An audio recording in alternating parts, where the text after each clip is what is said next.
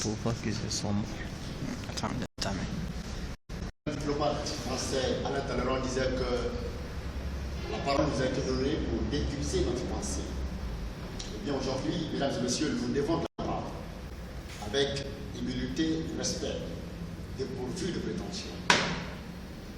Nous implorons l'autorisation et la crainte d'urgence de notre cher jury, de nos anciens qui sont ici, de nos aînés qui sont ici aussi.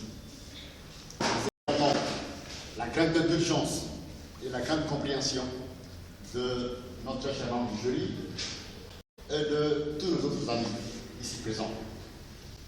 Mesdames et messieurs ici présents, monsieur le président du jury,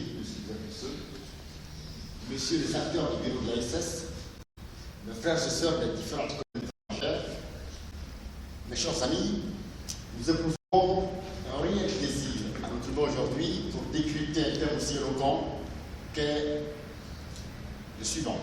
Ce que le savant peut admirer, disait Ernest Renan dans son ouvrage intitulé L'avenir de la science. Eh bien, je ne peux m'empêcher d'être estomaqué, mesdames, mon adversaire, en scrutant l'intitulé même de notre débat, lorsque vous dites que le savant seul a le droit d'admirer. Alors, la première question qui vient d'être, c'est de savoir comment peut-on accorder l'exclusivité du droit de savoir au seul savant. Pourquoi? Alors, excusez-moi, mais je suis estomaqué. De votre point de vue alors, ce qui veut dire que le savant est le seul à pouvoir non seulement admirer les phénomènes de la société, mais donner son point de vue aussi. Que feront alors les universitaires, les étudiants qui étudient à l'université? S'asseoir, bras croisés et contempler le savant qui admire. Vous acceptez, mesdames et messieurs?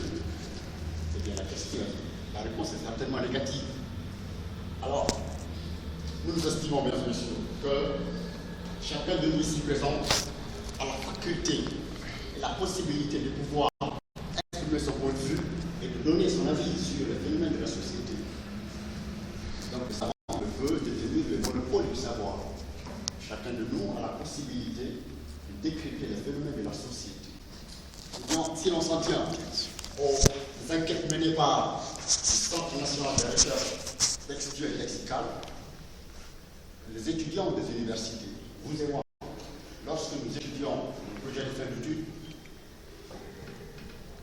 nous sommes tous appelés à donner notre point de vue, à étudier la fonction, la structure des thèmes que nous étudions, des phénomènes de la société. Donc le savant, à lui seul, ne peut pas admirer les phénomènes de la société. Vous conviendrez sans doute. Alors, ce qui m'amène alors à demander à mon adversaire,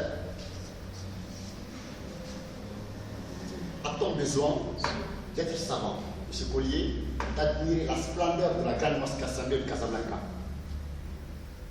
On n'a pas besoin de savant. Chacun de nous ici présent doit admirer la splendeur de la grande mosquée de Casablanca. On n'a pas besoin d'être savant pour le savoir. A-t-on besoin d'être savant, d'admirer ici l'éloquence de M. Paul Bangura, président de l'ASS? Eh bien non, chacun de nous a la faculté de le savoir. Le savant ne peut détenir le monopole du savoir. Chacun de nous en détient. Alors, nous allons lui laisser la parole et nous allons, après la suite de cela, décrypter et réfuter notre test.